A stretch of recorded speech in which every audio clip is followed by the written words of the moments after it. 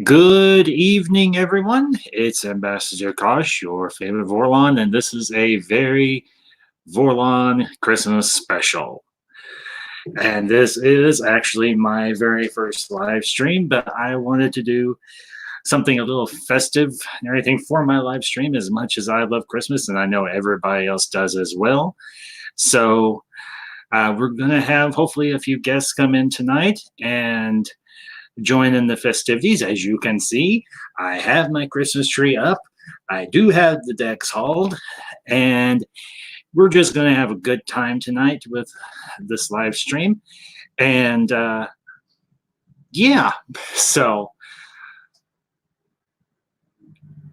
as many of you know and everything, one of the aspects of my channel is a lot of pop culture from the 80s and 90s, but tonight we're going to expand things just a little bit and go outside those two wonderful, marvelous decades, and we're going to stretch. We're going to go into the Wayback Machine and talk about some of the great classic.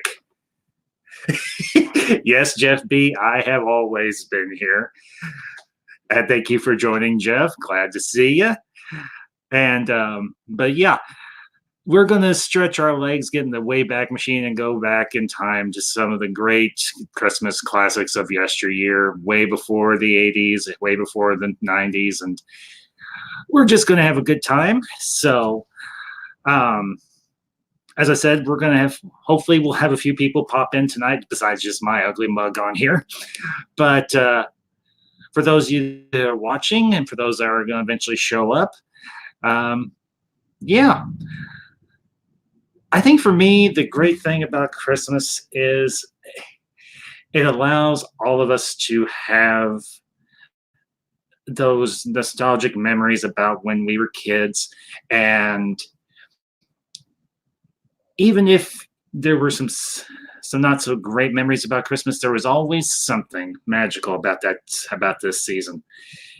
Be it the gathering with your family, gathering with friends, obviously decorating, watching movies, playing board games, just sharing each other's company. But I think over the last several years, one of the truly wonderful things is with the advent.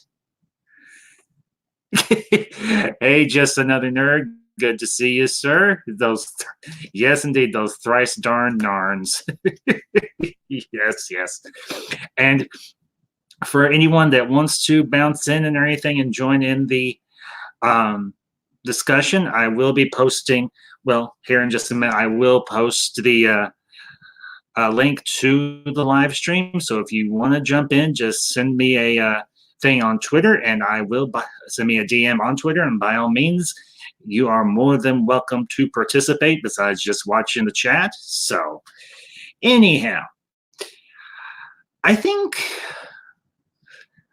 for myself, Christmas is kind of a bittersweet season and everything because it is such a wonderful season that I got to spend with my family and everything. But at the same time, and I don't want to, you know what, I won't go into it here. I've talked about it somewhat on some of my other videos and everything, but Christmas was one of the last holidays I got to spend with my father and everything before he passed. But I think the wonderful thing about this season, even though I do have that very sweet memory, is I still have a lot of great memories and everything. And in particular, one of my favorites was my father, Adega. Good evening, sir. Good to see you. Glad you're here. Yeah. Guys, as I've mentioned, this is my very first live cast hosting myself. So if I'm a little off balance, sorry, but trying to talk to y'all and respond to the stream or respond to the chat and everything. I don't want anybody to feel like they're ignored. That's just how I am. But one of the great things about Christmas for me was the fact that it was actually the season when my parents actually met. And my father and everything, one of the things that he loved to do was dress up as Santa Claus or St. Nicholas or however way you want to designate that jolly old elf and everything. And I think kind of bouncing right into the topics and everything. Don't worry, Jeff. I am not that cruel. Believe me, I am not. I am not that mean. I am not that cruel. I will not um, be playing any music on here. I do love Christmas music myself. I love Christmas carols and everything, be they secular or Christian and everything. But no, there won't be any music. I'm not that mean, contrary to what you may have heard. But yeah, hang on. Like I said, if for those of you that are just getting in and everything, if you want to join in the join me here on hear me on words. If you want to join me live, just send me a DM on Twitter and I will shoot you the link and everything, and we'll just have a good old time. We'll gab, we'll reminisce, we'll talk about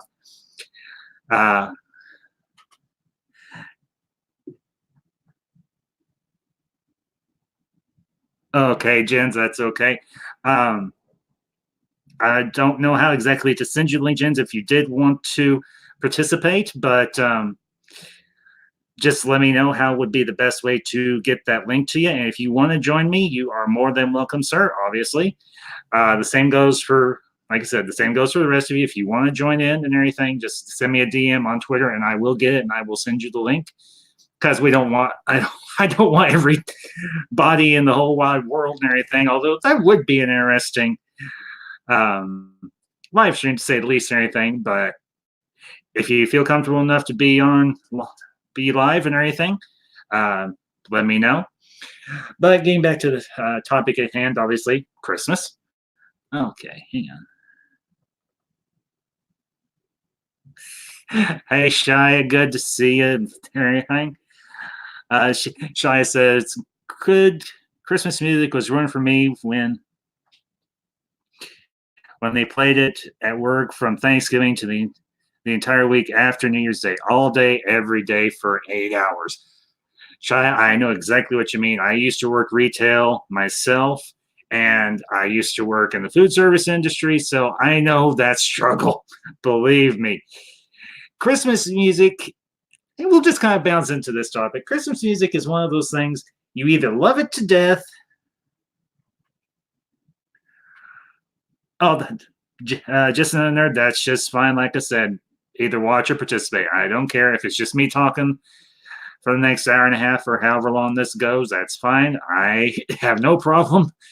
And everything. I was raised in a house and everything with women and everything. So, and that's not by any means saying that women talk profusely. Far from it. We guys talk just as much as anybody else does.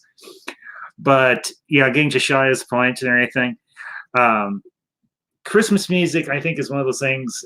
Either you love it, you like it, or it's a love-hate, because there are times during the Christmas season or leading up to the Christmas season where you want to get in the spirit, but you just can't seem to get quite there. And you hear a Christmas carol or you hear a Christmas song or a piece of Christmas music that you really love, and it clicks you. It clicks you over. You're like, okay, I am in the holiday spirit. I am in the Christmas spirit. I am ready to do this.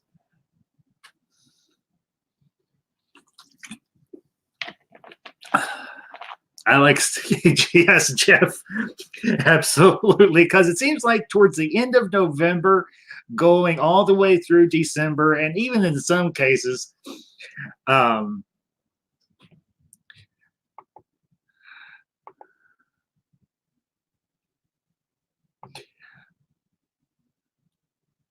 okay, sorry about that. I don't have a mod, so I have to do this all myself. I am truly a one-man band. Clank, clank, clank. But yeah, if you work retail, if you work in the food service industry, if you work in any type of industry where you're going to have music piped into your workplace, you are going to eventually get sick of Christmas. You're going to pull I think it's Vincent Van Gogh, and you're going to want to cut your ears off or pray for deafness or hearing loss, because you can only have so much. You just want to just like make it stop. Make it stop, please, for the love of Pete. Make it stop. But yeah, it's one of those things. Christmas is a good thing or anything, but the music will just make you go beep beep beep beep beep beep. Like, please, is Christmas over yet? Please tell me Christmas is over yet. It's not. Why isn't it not? Why is it not over yet?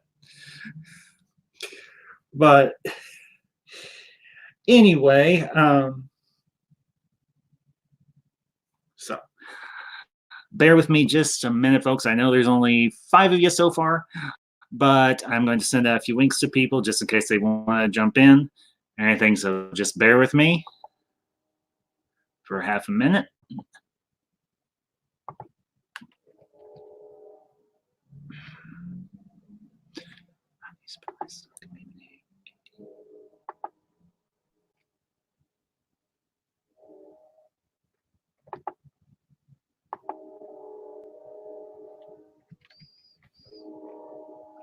There you are, House.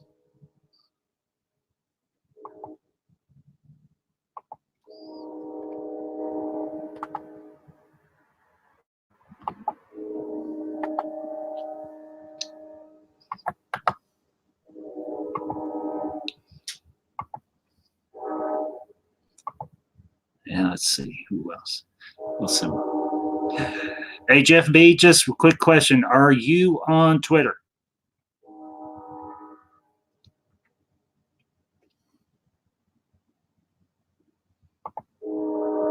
Wrong way.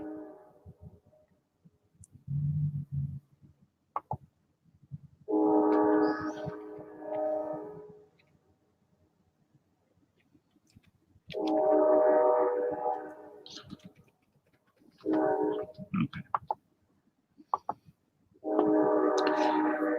So, oh, Shia, yeah. Duh.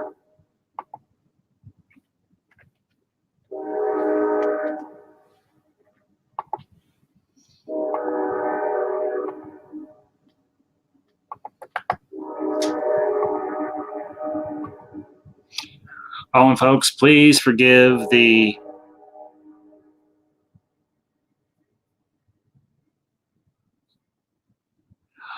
Well, hey, we have a few more people bouncing. Tommy, good evening. Good to see you, sir. Glad you're here.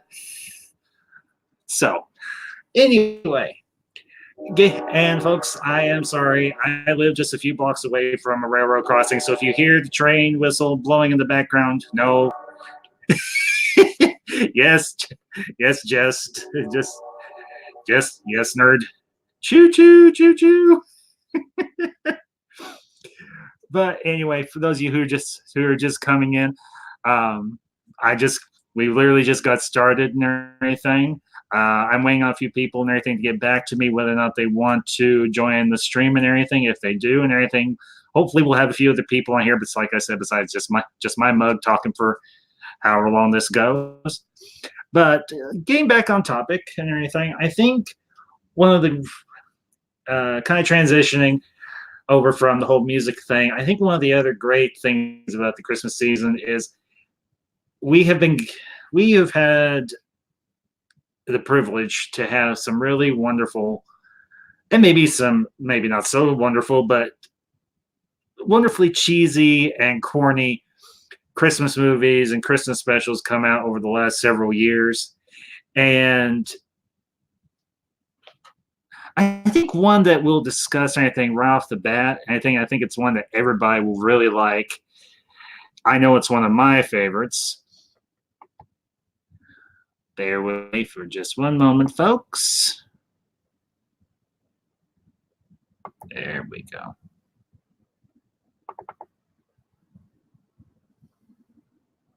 That's not what I wanted you to do. Why do things ever do what I want them to do?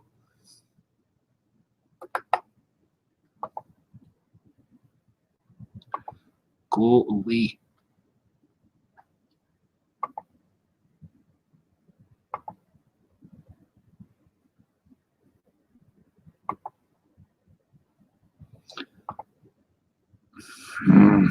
I hate this. Anyway, okay, I'm gonna pop something up on here real quick. And what? All right. Yeah.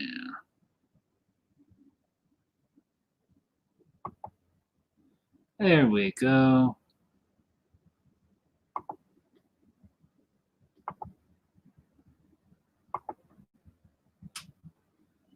There we go.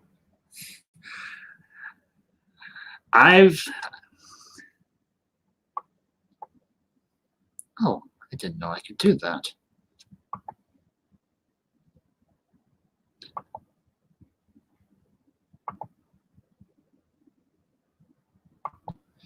Hold on 1 second, folks. Bear with me for just a minute.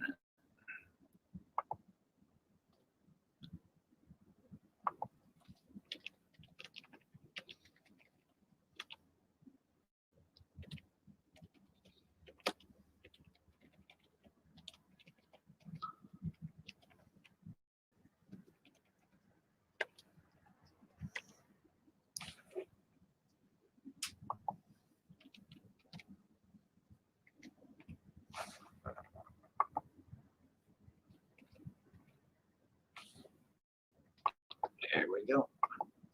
Done.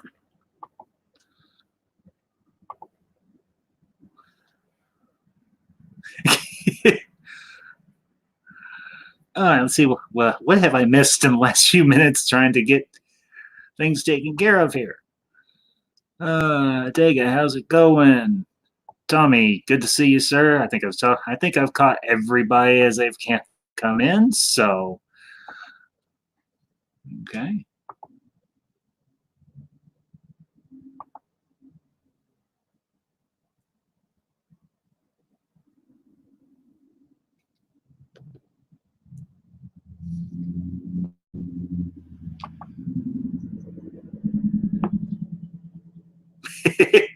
Yeah, Jeff. I think my dad was the exact same way. He loved his trains. That is a fact. So, all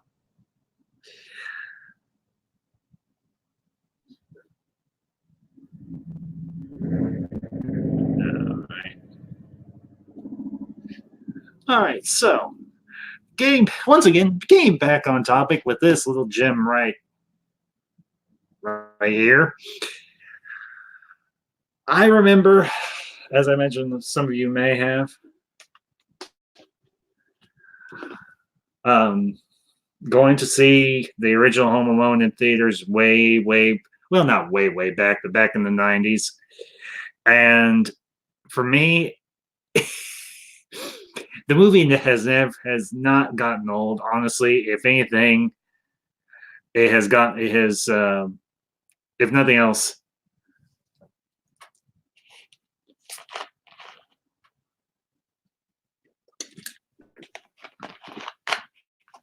honestly, if anything, it's gotten better with time as far as I'm concerned. Oh, and one thing real quick, folks, as promised, I am wearing a ugly Christmas sweater. So, and yeah, it's two gingerbread men fighting with candy cane lightsabers. So, as promised, I did bring my ugly Christmas sweater attire for this festive season, this festive occasions. So, but yeah, I think Home Alone honestly is one of those movies that you never get tired. You never get tired of. It never loses its glimmer or its shine and everything. If anything, it's just one of those things that you grow to appreciate. And honestly, it's one of those movies that's, I want to say, it's kind of timeless. Truth be, yes, yes, Jeff, nerd, you are not wrong, sir. And we'll actually get into that one here in just a few minutes and everything. So, Jeff, yes. Die Hard, yes. I know there has been a lot of debate, and we can talk about this for a few minutes because honestly, this has been a big debate. And for everybody that's in the chat, Die Hard.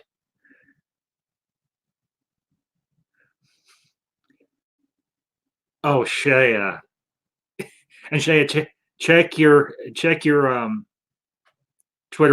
check your Twitter box, your Twitter mailbox. That almost sounded wrong. Sorry, everyone. That was not meant to sound inappropriate. But yes, right there, Christmas, National Lampoon's Christmas Vacation, Die Hard. Yeah, those right there were some great. Those are some great Christmas movies. I mean, if you want to rattle off just off the top of your head, somebody asks you, "What's your favorite Christmas movie?" Those are at least three right there. Either Home Alone, Lampoon's Christmas Vacation, and Die Hard. I know there's been some debate about this. Is Die Hard a Christmas movie? Well, nerd, if you don't think that Die Hard is a Christmas movie, that is your opinion. You are entitled to it. I'm not going to fight you on it. Far from it. But the fact that it takes place during Christmas time at a Christmas party, you've got Christmas decorations everywhere, and you have John McClane using Christmas tape to tape a gun to his back so he can get the drop on Mr. Hans Gruber. I'm going to have to. I respectfully disagree with you. Die Hard is a Christmas movie. It's a very violent, somewhat profane Christmas movie, but it is a Christmas movie. None the same. Jeff, I have honestly never seen Bad Santa, and it honestly, I saw the trailers for it, and it just did not appeal to me. I'm not saying it's necessarily a bad movie or anything, but the thing with Billy Bob Thornton and me, the movies he's done, I'm 50-50 on, truth be told. Some are really good, some, they're okay. So, but, hang on 1 second, folks. Twitter is blowing up for some reason. Don't ask me why.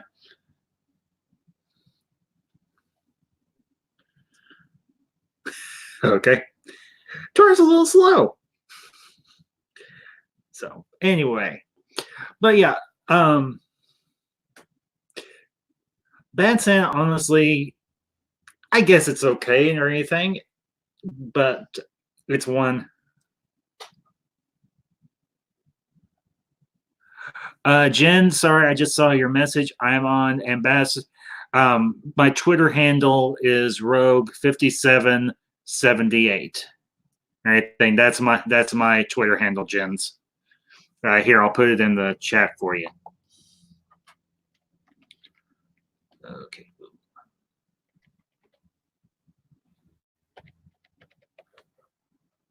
What the heck? That's not 5.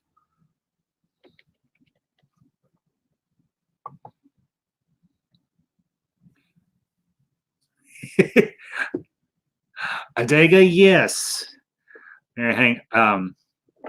Charles Dickens, yeah, he's A Christmas Carol. As Cinema Wins would want to say, Christmas Carol is always a win. Always a win. Just another nerd, yeah. Unfortunately, no. Mr. Gruber didn't learn how to fly too well. He just kind of went, well, as I said in my 80s villains video. Oh, okay. Hang on. We have a guest. We have a guest. Hello. I just got back from the store. Yeah, I saw your tweet on well, obviously I saw your tweet and everything, and I'm sorry. I hope you weren't waiting too long. You just literally popped up on my screen. So, yeah, I just showed up. Okay, good. I'm usually pretty well on the ball, even though it's just me and everything. I'm not big enough to have a mod yet, but that's okay. Actually, you can have a mod right now. I don't even have 100, and I still have one. Well, I don't think. Well, no one's volunteered as of yet, so. But honestly, that's okay. Right now, we're just. I'm just going through everybody's chats at the moment and everything, and we're talking about Christmas movies and everything. Okay.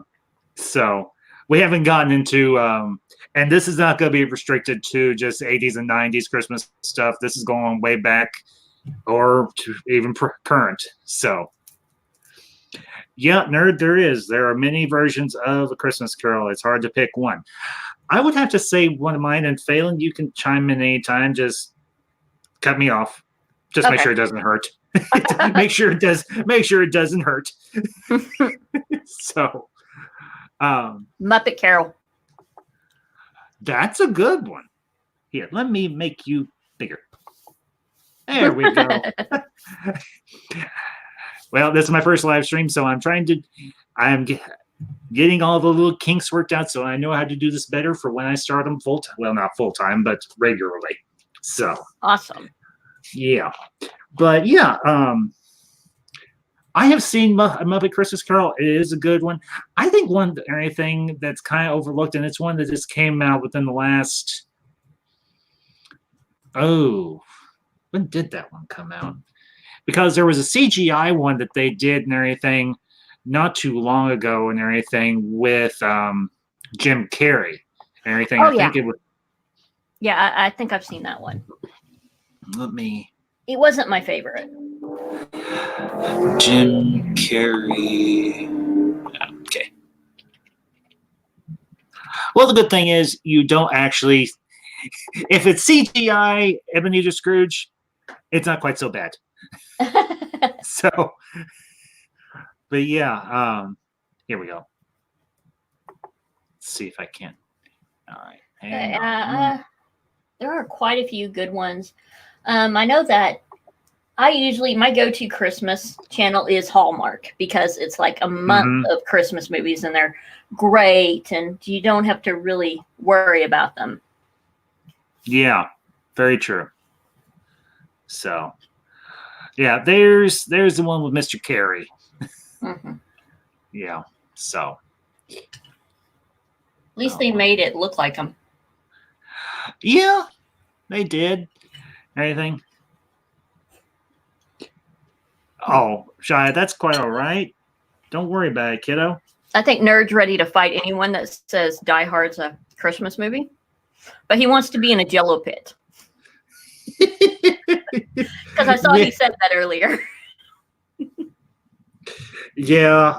Well, okay. Here, let me ask you, Phelan, what do you think? Die Hard Christmas or not Christmas? I've always thought of it as a Christmas. I know that's going to be like, people are going to be like, fight me, but it takes place during Christmas. There's a lot of Christmas theme, even though it's action packed. And I would say it's an unconventional Christmas movie. And I think honestly, because it's not your warm, fuzzy type of Christmas movie. But it does, I think, one theme that it deals with that is very that connects very strongly with the Christmas season is the theme of family. Yes. And anything in particular? Yeah, because I think Die Hard 1 and 2 are both set during the Christmas, and the other movies are not. They don't keep up with that theme. No, they don't. I have not. I've only seen bits and pieces of the second one, but being there's snow around, I'm going to say, yeah, it might either be Christmas specific or it's within the Christmas season. It might take place before or after. And I think it might be around, it might even be around New Year's. So, but so. Yeah, I agree. But I'm also trying to read what your chat's saying, even though I can't say anything in it. Oh, that's okay. Lord. Yeah. So, but growing up as a kid, what was what was a Christmas special like on TV or a movie that you always looked forward to? What was one that really got you excited, even if it was Hallmark or whatever? So. Oh, well, I'm 36. So I'm trying to think of the movies. I think mostly it was there Charlie Brown Christmas one. Always the Rudolph when they would come on. Let's see what else was there. Muppet movie, but that was more early 90s, I think. Mm-hmm. But mostly I look forward to the Rudolph and all the very old annual movies came up. Yeah. Like the stop motion TV specials that they did with Santa Claus is Coming to Town. obviously Frosty wasn't stop motion; it was animated and everything. But you had Right. that one old school singer and everything, Jimmy Durante, who did the Frosty the Snowman song, and Yes. of course you had, I think it was Fred Astaire that did Santa Claus is Coming to Town, which was actually a origin story of Santa Claus. I think it's actually one of the better Yeah. ones that they did. And that's kind of a good segue and everything, because back in the 80s they did one that was called just the Santa Claus movie, and it came out and everything. It actually had I forget the guy who played Santa Claus or anything specifically, but I remember it had Dudley Moore and it had John Lithgow, if you remember either one of those actors or not. And so, because, yeah, Jeff B says, the little drummer boy, anyone? Oh my gosh, yeah. I have not, I've That's only kinda seen wild. that, I have only seen that one, I think, like once or twice, honestly. That's one that I'm not super familiar with. I know it takes place around the birth of Christ and everything. It's set in that and everything. Yeah, it's a good one. Yeah, I cannot believe I've not seen that. I think I've only, like I said, I've only seen it maybe 2 or 3 times since I was a kid, because they don't seem to run it on TV very much. I mean, they'll run Rudolph, they'll run the Santa Claus ones, they'll run A Year Without Santa Claus with the Heat and Snow Misers and all those and everything, but they very rarely, or if they do, they don't advertise it all that much, which is honestly kind of surprising, because that's one that everybody looks forward to. Oh yeah. So, but I think, honestly, apparently everybody's buffering. Uh-oh. Please tell me StreamYard is not going down. Not on my first live stream, for heaven's sakes. Oh my please. gosh, that would stink. Yeah. Nerd says it was a good Christmas animation from over here. Okay. Okay. Well, yeah. Nerd is from across the pond, as they like to say. He's over in. Nerd, please forgive me if I don't get this 100% right. Are you a Brit, or are you a Scot, or are you European of some kind? Hey, I thought he was Irish. He might be Irish. I'm not entirely sure. My accents aren't too bad. We've actually got another guest. The Dega Outlaw is here. So. Awesome. Yeah, he sent me a link. I figured, what the heck? Hey, well, yeah. Bud and everything. I told you. Nerd is actually from Northern Ireland. Okay. All right. So, Adega, good to have you, sir. Glad you're here. Welcome to. Thank you. As I said in the opening, welcome to a very Vorlon Christmas. Or, if you prefer, we wish you a Merry Cosmas. A Vorlon Christmas. Does that mean we need to put buckets on our head? Oh my God. I'm glad you guys got the joke. Oh Lord. That's not a bad one, considering that they actually somehow or another, I think it was like in season 1 or 2 of B5, they had some sort of creature get smuggled onto the station. It actually used, somebody had recreated Kosh's encounter suit, and yeah, it turned out it's not wise to make Vorlons angry. Because the guys that did the mock-up, I think, like I said, I think it was season 1 or season 2. It was either Sinclair or Sheridan, or it was Garibaldi that turned the guys over to Kosh. And, well, I don't want to know what Kosh did to him. If you're familiar with the TV show at all and everything, this is not going to turn into a Babylon discussion forum. Let's see. Shia says, the snowman made me cry. If you're talking about Frosty, yeah, very much so. That part where he melts and everything, and you have the very sad rendition of Frosty the Snowman and everything being played and everything, and you're thinking, I hate this magician guy. I really dislike this magician guy. And then you have Santa Claus come in, like a boss and everything and say, if you don't get back the hat, you get nothing for Christmas ever again. Who knew Santa Claus could be such a vindictive fella? Hey, he's given us coal. So Well, actually, there's an interesting story and everything because it's over in Europe and everything.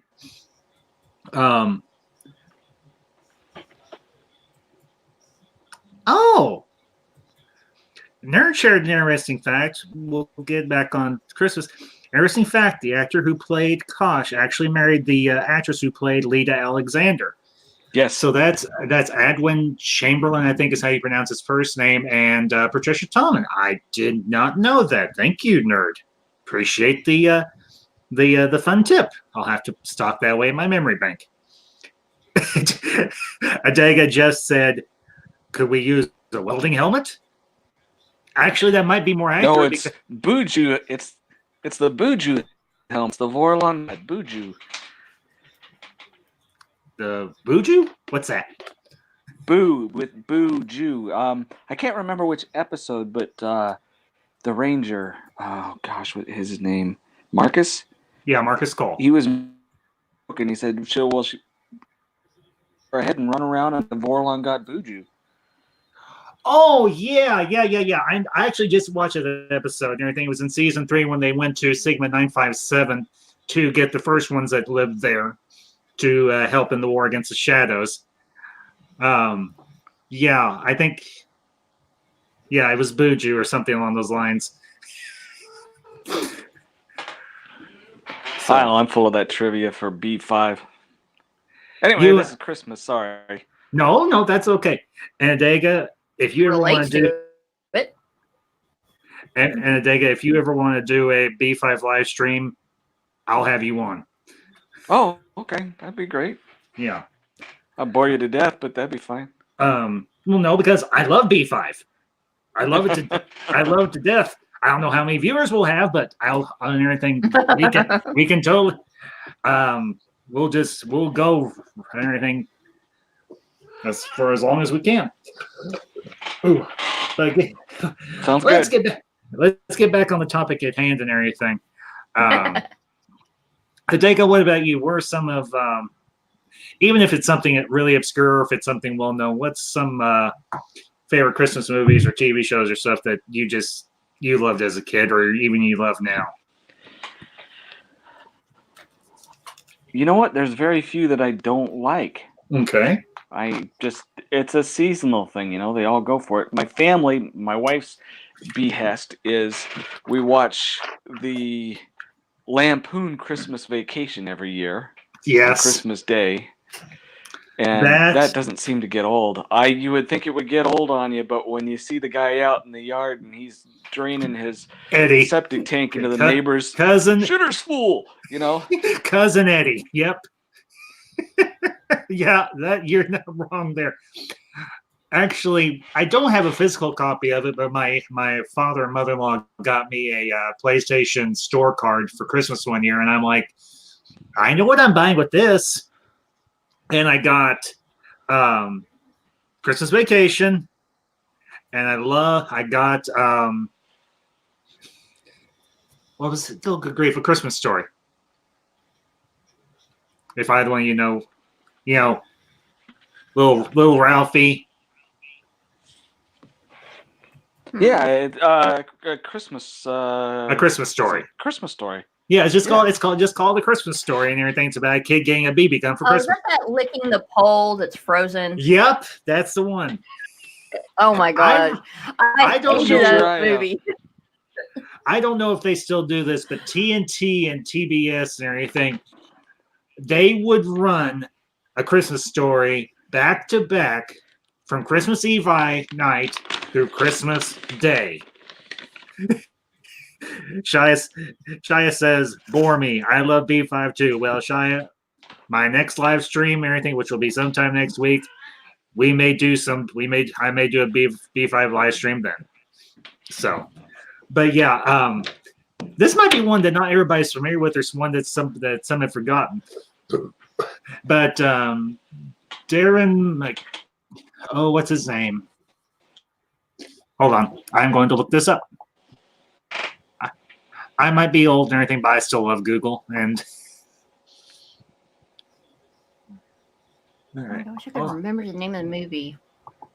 It's a okay. Wonderful Life. Oh, yeah. Gosh. That's a Can't good remember. one. Yeah, I haven't watched that one in forever. Okay. Here we go. Yeah, well, the crazy thing is, initially when the movie came out, it was not that profitable. It actually did not do that well at the box office or anything. It didn't necessarily bomb or tank or anything, but at the same time, it. Okay, let's see here. Darren McGavin. That was the name of the father in A Christmas Story. Here, I'll see. Okay. Yeah, let me hold on. Let me see if I can't. Well, I can. I know how to. Here we go. Screen share, Chrome tab, Christmas Story. Go. There we go. Does that jog in your memory? Uh-huh. So. I still hate that movie. Oh, well, gosh, I'm sorry. I did not know. Oh my gosh. I don't mean like hate it as in I hate The Last Jedi, Mhm. but I just didn't like the movie growing up. Okay. Oh, okay. Hey, Fan Zone's here. Hey, fans. Good to see you, bud. Had a good live stream with him last night. It was him and me and CH and.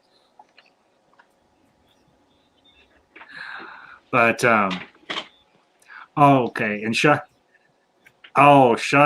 and everything. She hit on one and everything. Here we go. How the Grinch Stole Christmas. That's actually a good one. But I like That's the old cartoon as opposed to the CGI. Well, that's actually what Shai is talking about. Is the one the old animated one that ran on TV and everything with Boris Karloff, who did the voice of the Grinch. Mhm. So everything, yeah, that one right there. You can.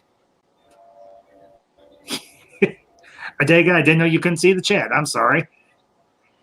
No, it's no big deal. I'm using two devices, one to watch, one to talk. Okay. Well, if I knew how to put the And chat where chasing everybody the cat away. Oh, fun times. We have a cat too. If I knew how to put the chat where everybody could see it, I would do it, but I'm not entirely sure how I can do that. Truth be told. Okay, that didn't work. Anyway.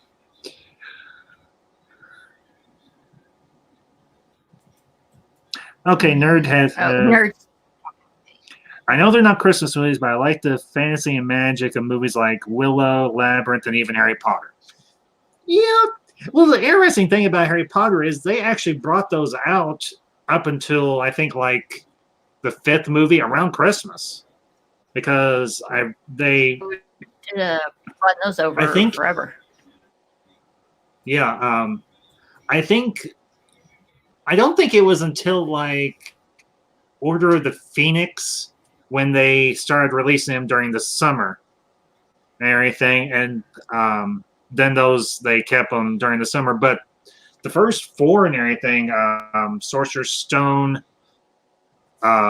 Chamber of Secrets, Prisoner of Azkaban, and what was the 4th one? What was the 4th Harry Potter movie? I don't know, but they Goblet had of Fire. things in them. Crap.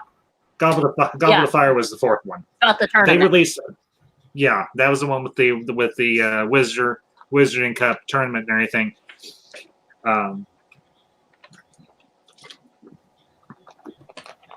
Sorry guys, gotta keep hydrated if I'm keep going. So, but yeah, I think they even released Willow around Christmas. Now I'm not sure about Labyrinth, truth be told, but we can look that up fairly easily as well. Let's see. Okay.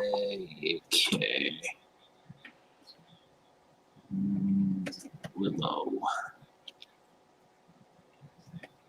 When I think of Labyrinth and Willow, I Mhm. immediately Bye, think of Jeff. Princess Bride. You are not the only one. Here we go. Okay. Willow came out in 88, but okay, it came out in May of 88, so that's not. But the neat thing is about the thing about Willow is you can watch it around Christmas time and everything. Because honestly, I think one of the great things about this time of year is you want to pull movies out. You want to have movies or anything that you can watch watch as a family, and it's going to be something that is not going to be that the little ones can watch or anything. It's not going to bug them. And Willow's one of those movies that you can. So, Right. Here we go, Labyrinth. So, okay. And Labyrinth came out in 86. It came out in June of 86. Okay. So. Dance Magic Dance. Yeah. Never saw that one. For Jeff, shame. good to see you. Jeff, it's good to see you, bud. Take it easy. Thanks for popping in, bud. Have a good night. Don't do anything I wouldn't. Of course, none of y'all know much of what I would or would not do at this point. Sorry, I don't know why I laugh. I don't know why that's necessarily funny, but anyway. So, well, I've been talking for the last few minutes and everything. You two, I'm gonna pass the right baton now I'm off just to you. trying to refresh my screen enough because everything's starting to really lag. But Oh, I that's have a okay. 10-year-old computer that wants to die. So I'm Yeah. like, this is hard. Well, I Do want to you know what have your an- channel is before you have to split. I've never seen your channel, Phelan. Oh, what views, discussion about whatever is going on currently. Like I did a video earlier today. It was about the Black Widow trailer. It was about Henry Cavill, what he said about fandom and how fandom toxic fan and a bunch of other stuff. It's like just react to things. Modern cinema if my and pop computer culture was- type stuff. Yeah, That's why she. and That's why she's television. called. That's why she's called Phelan Reacts. Well, you kind of tell from the cinemas tickets in her name, but I just wanted to make sure I wasn't missing Oh anything. no, you're good. You're good. Yeah. And it's a relatively small channel. Doesn't matter. Everyone's opinion Mhm. counts. I'm gonna have to go sign up. I don't think I'm sub to you, so I will do it when I get a chance. Yeah, because the Dig is good at Out your I ju- channel. the Degas stuff is good. Granted, I've only been watching him for a little while and everything, but his stuff is good, especially when he does his. How would you categorize them, bud? The ones where you're doing the. Are these fan fictions that you've My written? stuff or the Axonar? Yeah, that's all stuff I've written on my page, Okay. except for the Axonar stuff, Yeah. where that's just people contributing to Axonar. Okay. Gotcha. So. Which there is one fantasy one in there. I noticed just another nerd. You said you like the fantasy stuff. There's one called The Blood Witch. Gets kind of dark and bloody at times, but Well- it's definitely a fantasy type thing. Yeah, I've listened to some of your stuff. Okay, I and love fantasy stuff. his stuff is good. I will say the sci-fi stuff. I can't remember. There was one I listened to when I was at work one morning Well- and everything, and it was a chapter on something. It was something noir. I forget what now, but Nor. It's the Nor. Nor. Yeah, it's noir. a long continuing story. You just got to snip it out of it. Yeah, I'll have to go back and look because honestly, I like those big sprawling space epics that kind of put you in the mind of like Blade Runner or Dune or stuff like that. So um, Ooh, those I are haven't watched Dune in forever. well. I don't want to stray too far I off topic, but did you know they're actually going to be doing?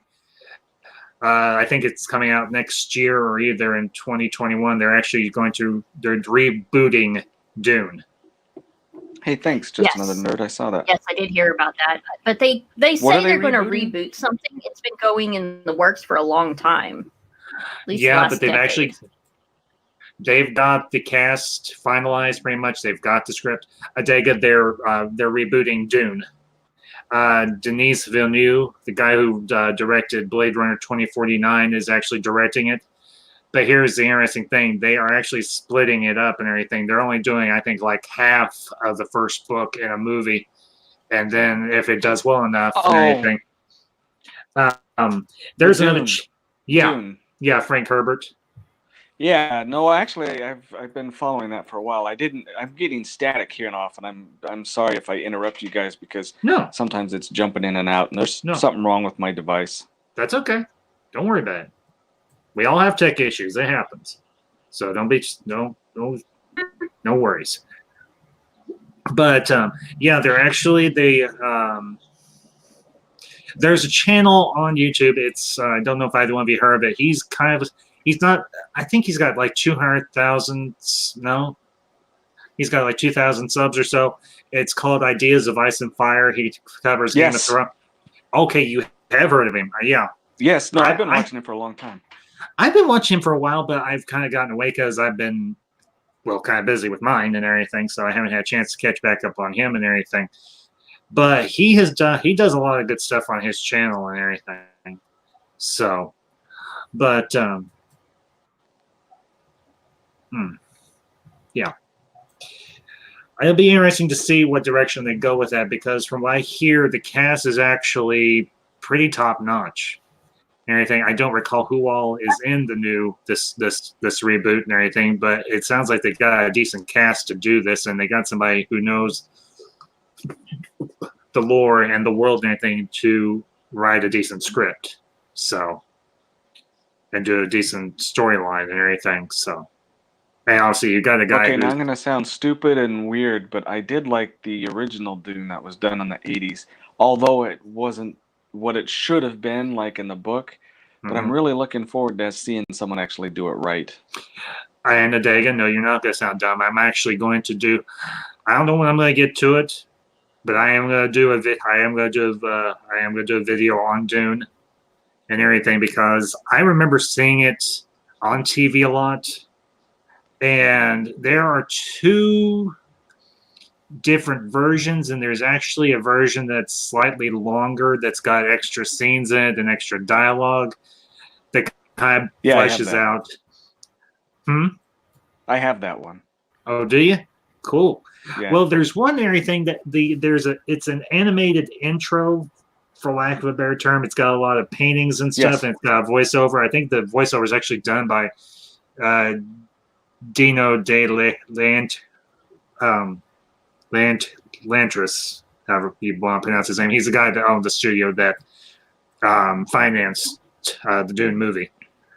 And then there's another version that actually has the Shaddam's daughter and everything do a intro and everything at the beginning.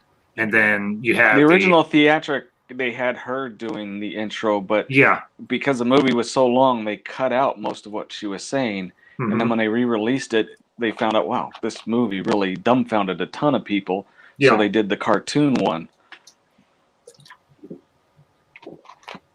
And then you had it bouncing and everything. I'm going to have to cut out. My computer is starting to look like it's about to blue screen of death me. Okay. Phelan, thanks for coming on. I'm going to try to restart this, see if this will work. All right. Thanks for having me. I'm sorry I couldn't stay longer. Nice to meet you, Phelan. I'll check out your channel. Phelan, thanks for coming on, kiddo. If you can bounce back in, that's fine. If not, we'll catch you on the flip side. All right. So, anyway,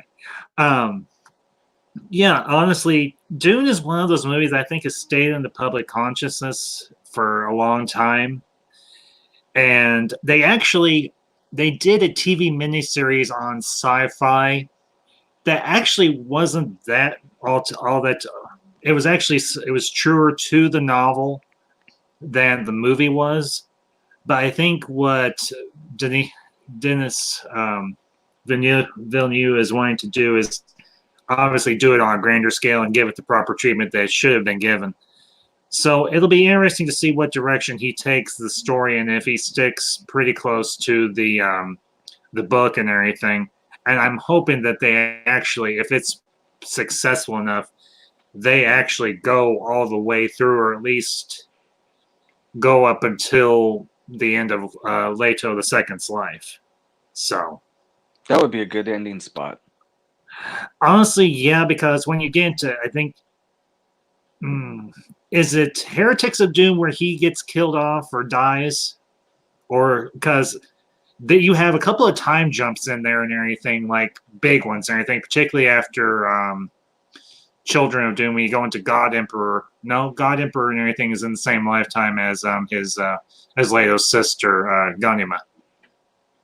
So, but it'll be interesting to see how far they go. Hopefully, they'll I'm be gonna able to have to go. rely on that Hmm? one. I don't know to keep up with you. So, but dang, I feel like we've veered off course here. Started off on Christmas, and now we're talking about Dune. A very Dooney Christmas. Which begs the question: does Christmas still exist in the Dune universe? That is a good question. Probably not.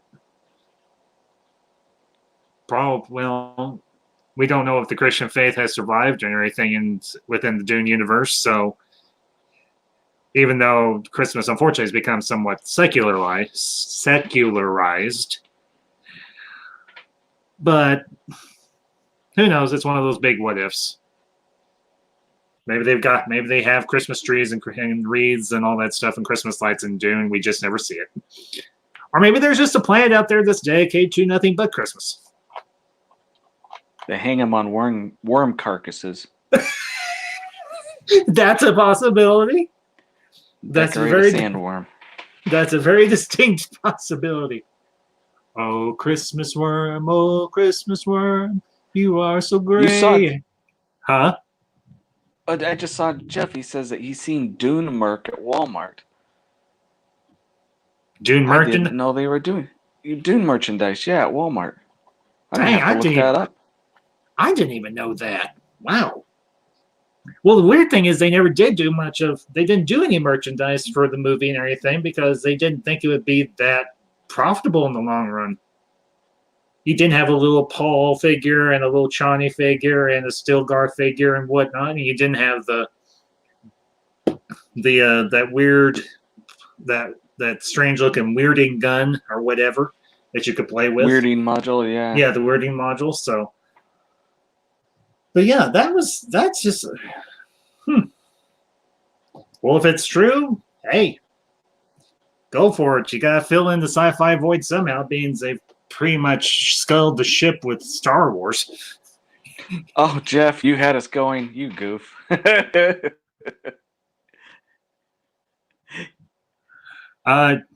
Jens, hold on. I will look through my messages and let you know, sir. I need Jeff around for April Fools. That was good. You had me going. Yeah, I was getting ready to go shopping. Yeah. Let's see. Hold on. Yeah, if they ever did any type of Jens, I'm not seeing anything in my box, my DM box, but hold on, let me check my phone because sometimes my computer is a little hinky.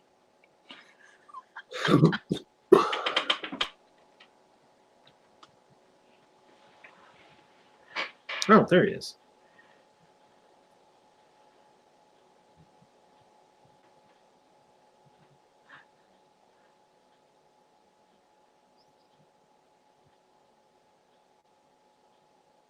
Okay.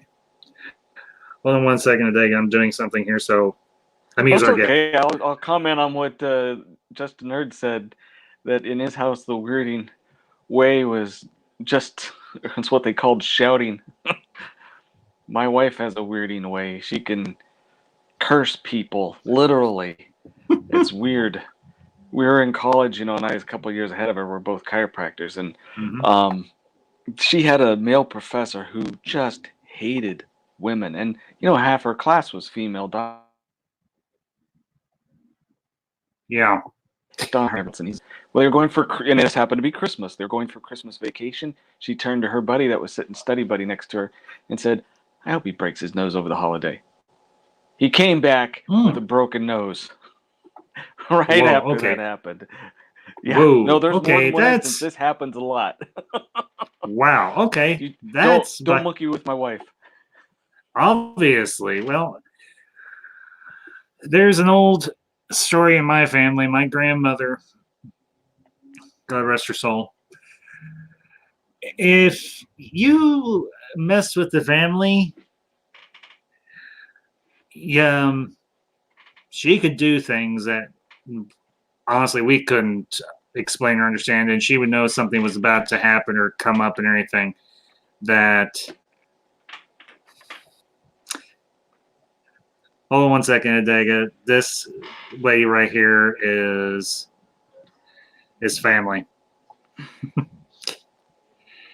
Hey sis,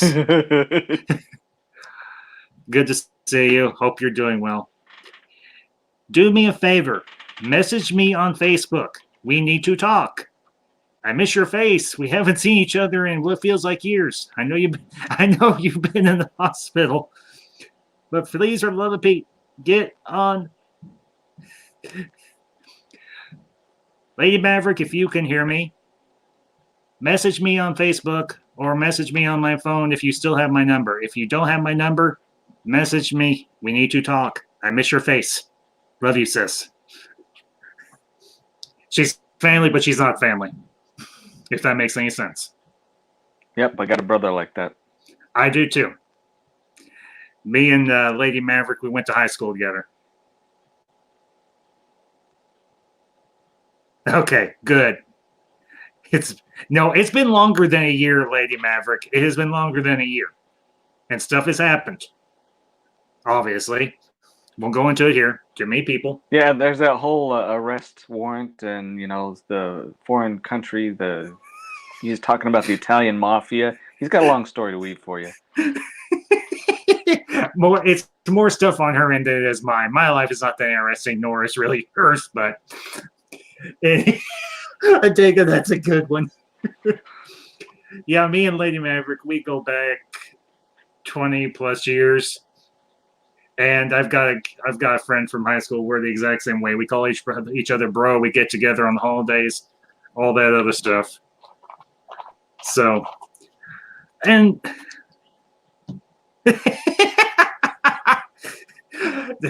I know, lady. I know. I can't either. And I am so glad you're here, sis. And everything. Your big bro is a YouTuber. Can you believe it? Somebody from the class of '97 is actually on YouTube. I think I'm the only one. Joe Lau. Oh, sorry. Am I getting loud? My bad.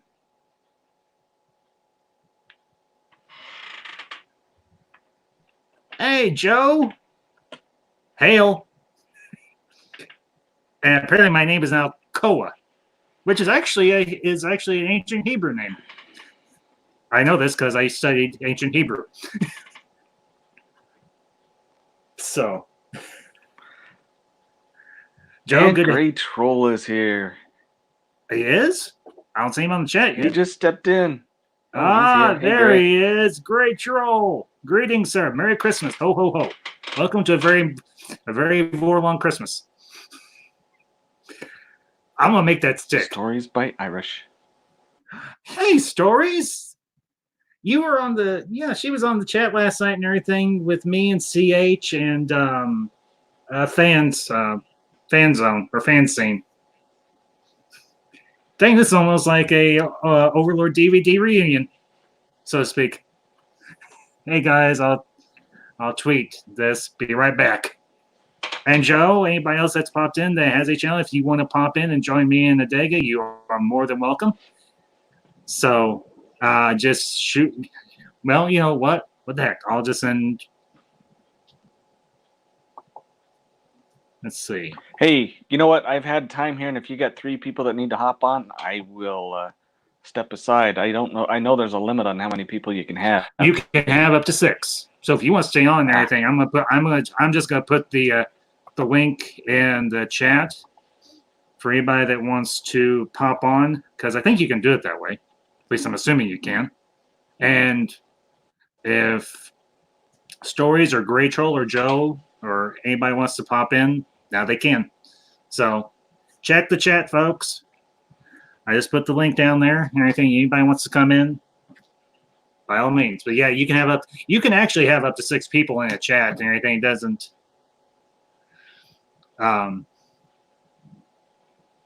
matter and everything. So,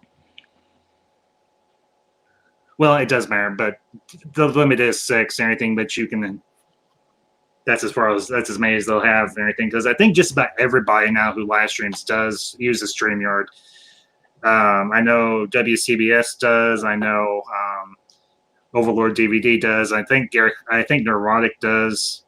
I'm pretty sure Geeks and Gamers, they use StreamYard, and they usually have up to 6 people on their streams. So, but anyway. Oh, well, kind of getting a little bit back on topic here and everything.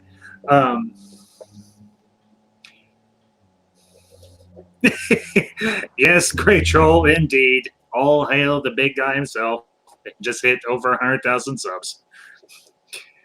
So, but yeah, kind of get back on. I know we have strayed big time.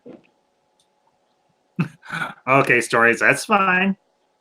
No worries. You gotta work yourself up to it. Granted, I've been doing this a month because I just looked on my YouTube studio and everything, and the listings for all my videos are now a month. I'm like, oh good grief, I've been doing this a month. I can't believe I've been going. I can't believe it. But kind of getting back on topic here.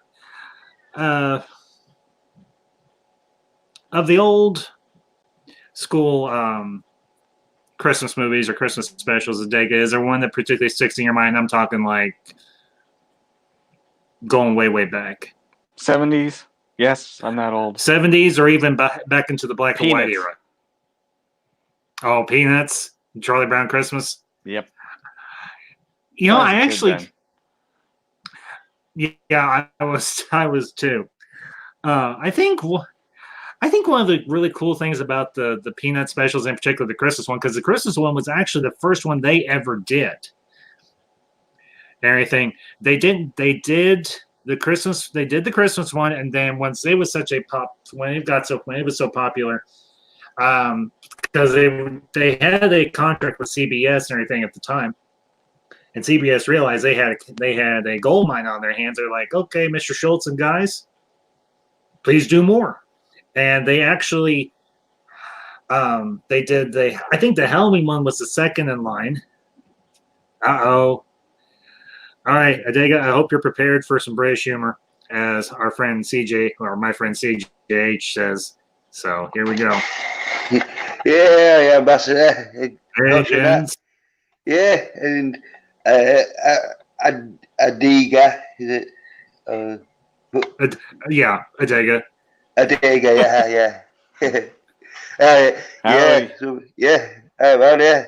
yeah.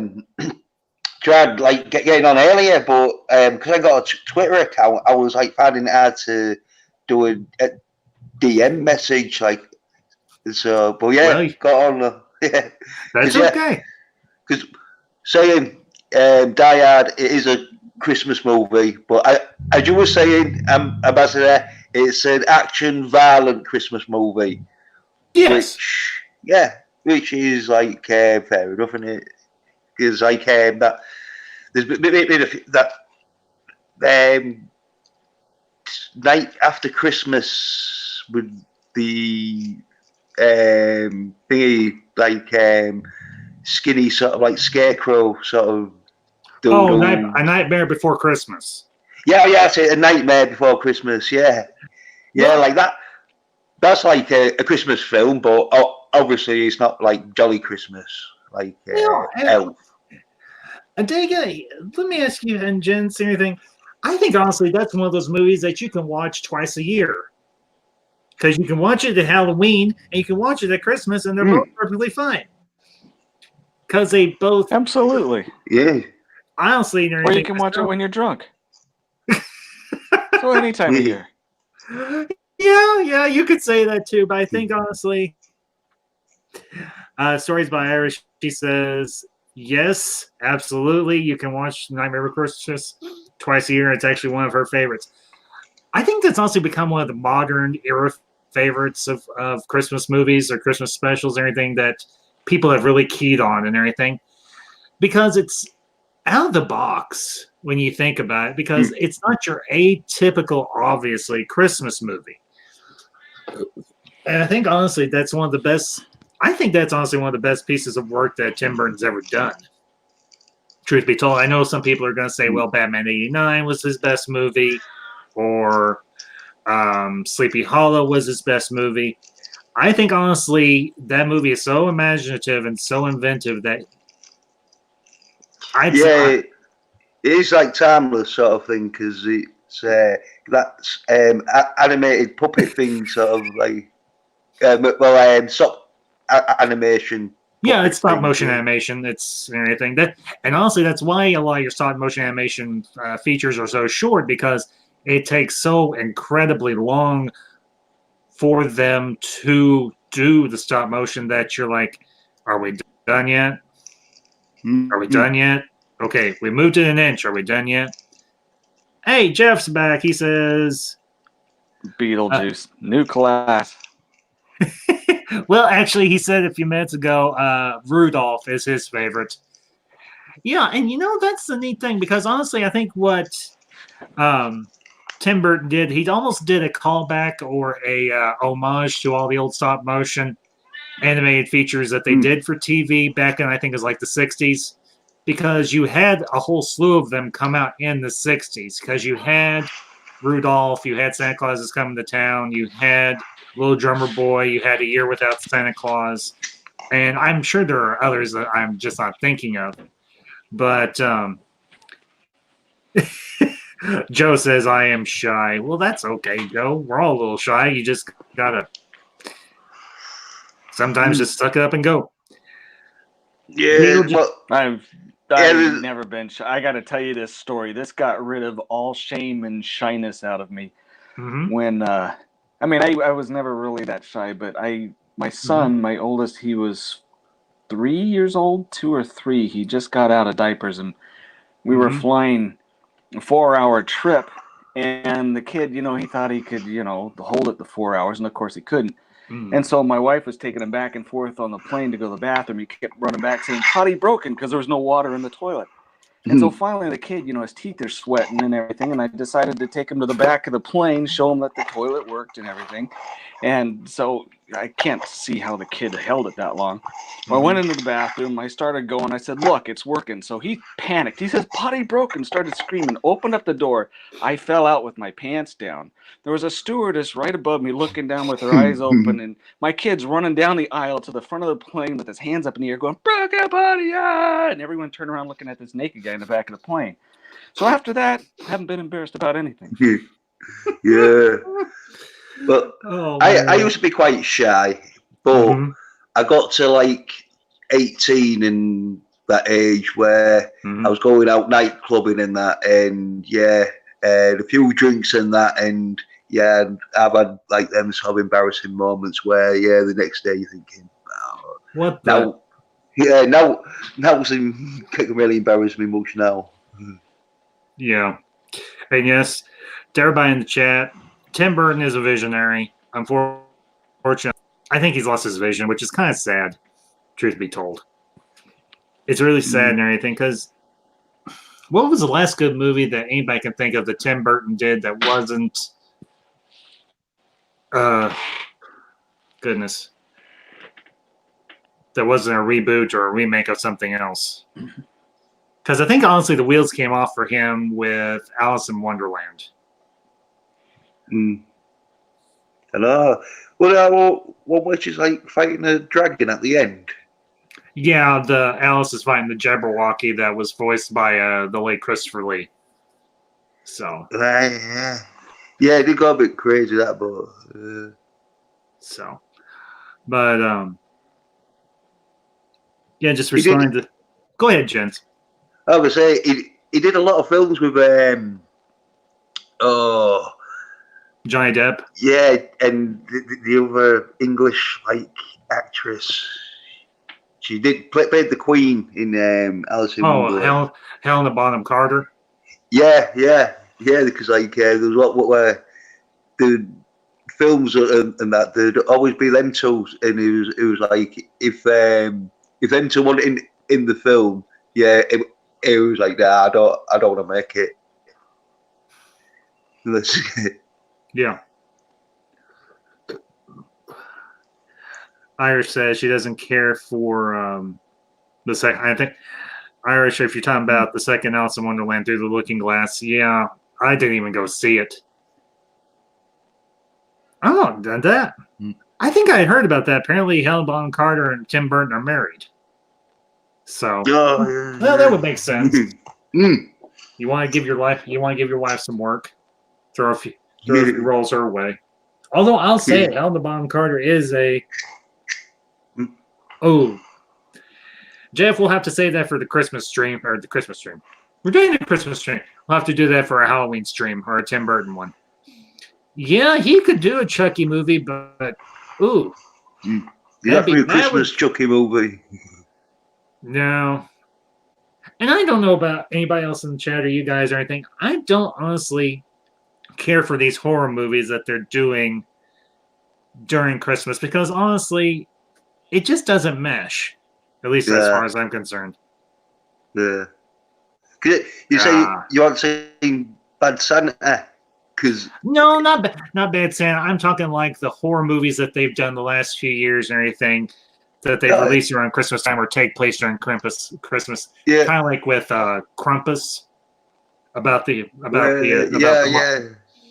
honestly, and like there was that film ages ago called Santa Claus where or there was one and everything called Jack Frost and everything.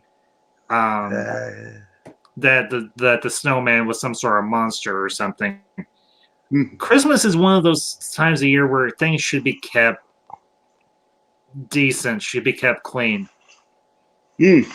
Oh yeah. You want a nice family? Cause I was saying about that Bad Santa. It is a bit like a horror movie, as in he's always sort of like getting put down, sort of thing, and like. Well, I wouldn't necessarily. I wouldn't call Bad Santa a horror movie. But it's kind of a dark comedy. Doesn't Billy Bob Thornton's character actually end up dying at the end or something? No, he gets shot because I can spoil the ending for you, but I won't spoil. But he's done a job's gone wrong and that, and he's running back and like.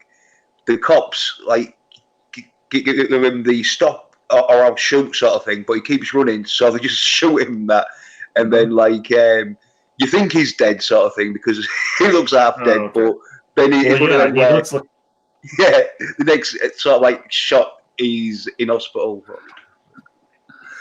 Number 2's good though, because what's her name?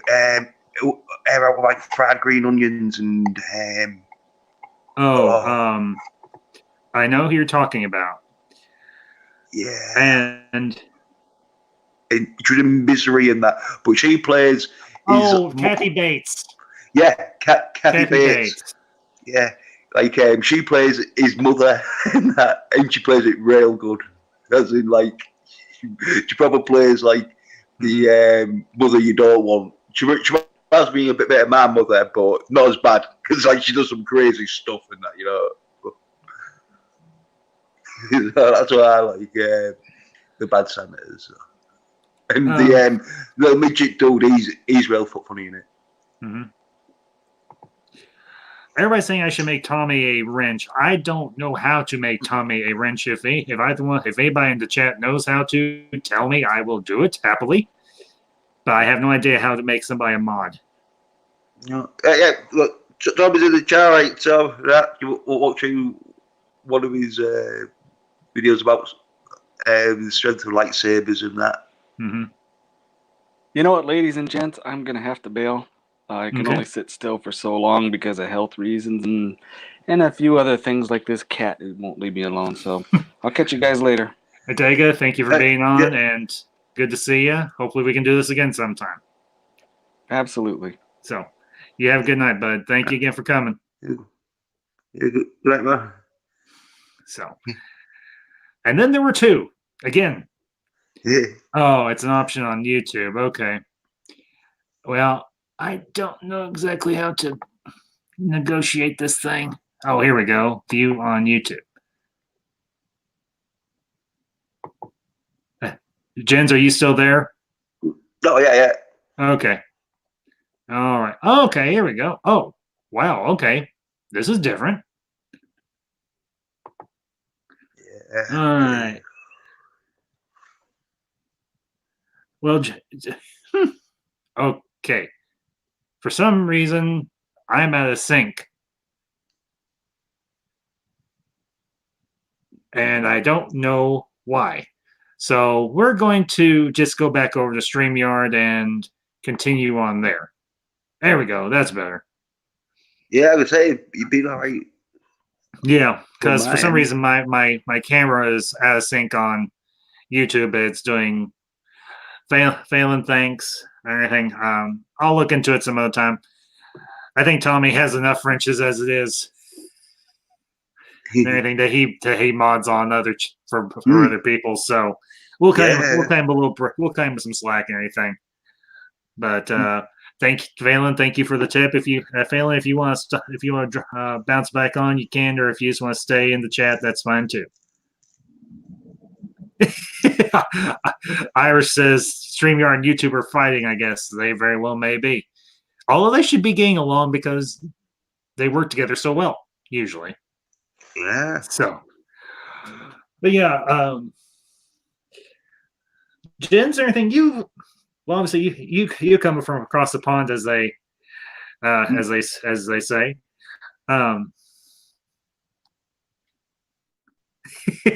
Tommy, absolutely, and everything. I know a lot of people have you as a mod and everything. So until I get bigger, and I might have somebody else as my mod and everything, just depends. Philip Gaines, good to see you. Thank you for coming. So, but Jens, as I started to say, were there any Christmas specials, Christmas movies, or anything that we may not have had? Yeah. To over here that you might have grown up with or watched when you were a kid, or just grown up in general? Yeah. There was one. It was about 20 years ago, and it was about Rudolph, the reindeer. Yeah, Rudolph the Red-Nosed Reindeer. Yeah. Yeah, and it was like a take on that, and it was I don't know if it was done by the dude that does Wallace and Gromit, but it might have been the company because it was in that clay animation, stop frame animation. Yeah, and I forget exactly. It was called Rudolph's Summer, or was it like it was some name, but like the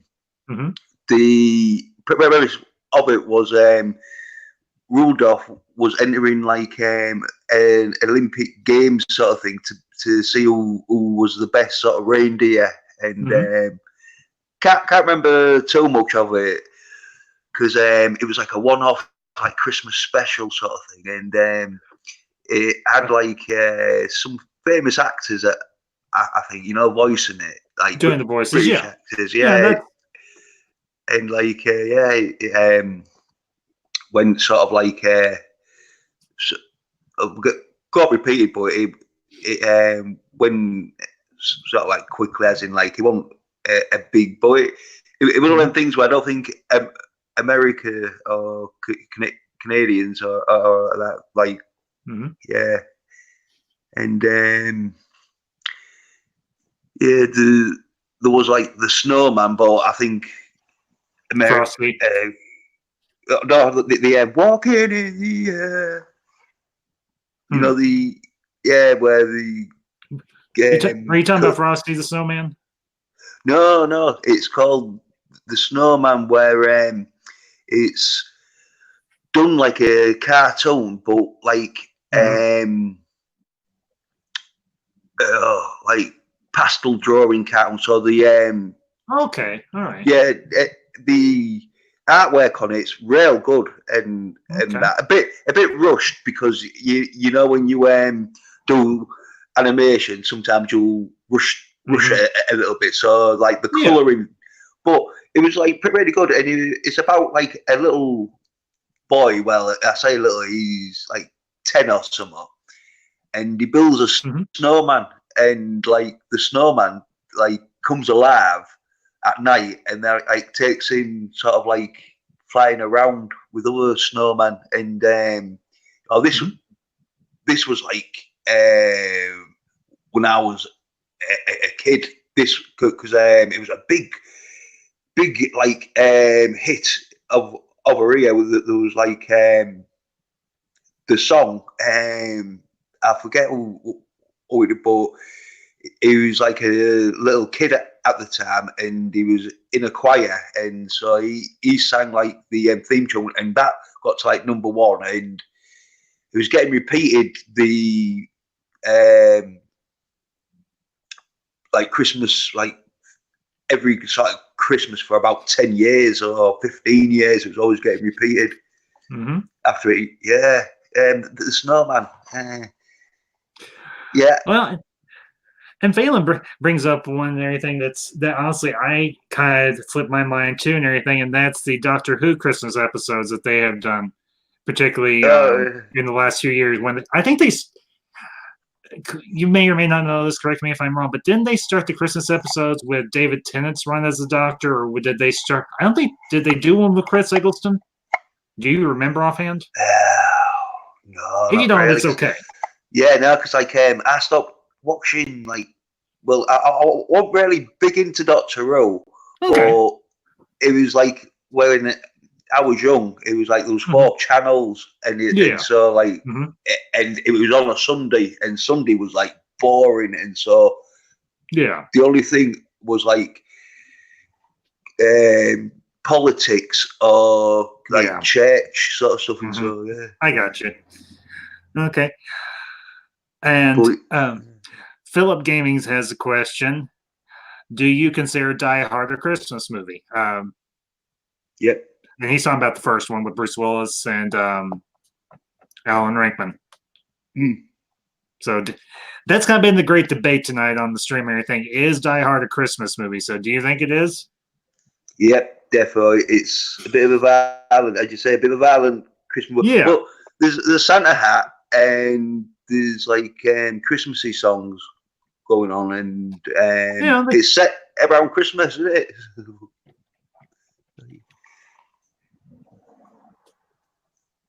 Yeah, absolutely. Just give me one.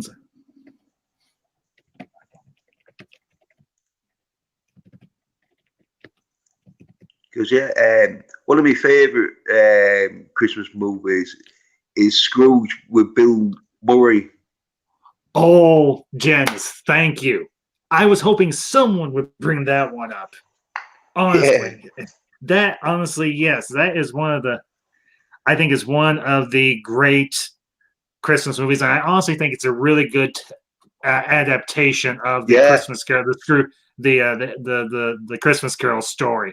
Oh yeah, because like I would say that the story is practically the same in it, apart from they just done the adaptation sort of update on it. But. Yeah, and not to mention you had such great casting with Bill Murray as well. It wasn't Scrooge. The guy's name was Alex Cross, And honestly, I think that was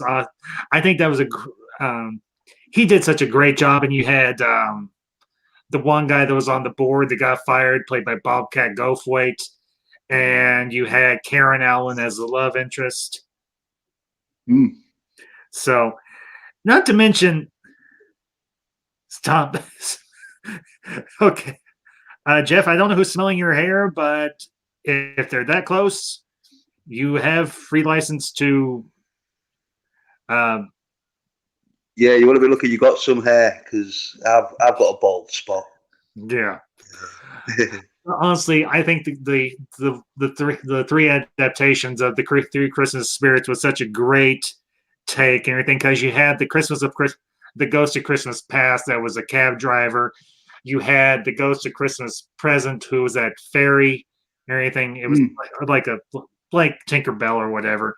And then of course you had the Ghost of Christmas Future. That honestly I think is one of the best interpretations of Christmas Future as the Grim Reaper that we've seen. And here's the interesting thing, because that's actually, I think Dickens did that deliberately, particularly with the Ghost of Christmas Future, the fact that he described that particular spirit as the Grim Reaper, because honestly, that is the one thing that all people dread and everything is death and the future, because you don't know what the future is going to bring. But yeah, honestly, I would say, and everyone meets the Reaper sooner or later. Yeah. Don't fear the Reaper though, as Ocean cool to see. Yeah, there's a movie and everything, Bill and Ted's Bogus Journey, where they actually meet death. Yeah. It's funny where they have to play daft little games, don't they, to get life back. To get away from death, and he ends up in their service. Which I thought was and then they go to heaven, they meet God, and just before death leaves, he says, "I'm sorry, they melted me," which basically means they gave him a wedgie, a really bad one. Philip Gaming says, "A Christmas Carol with Patrick Stewart is a great version of the Scrooge story." Yep, you can't go wrong with Patrick Stewart, because honestly, I've watched several adaptations, as I imagine most people have, of A Christmas Carol that they oftentimes had a British actor or anything, usually a stage actor or something, as Scrooge, and to have anybody else in that role just doesn't seem quite right. Because obviously, A Christmas Carol was written by Charles Dickens. Charles Dickens was obviously British, and everything, or English, anything. So, half a crown, governor.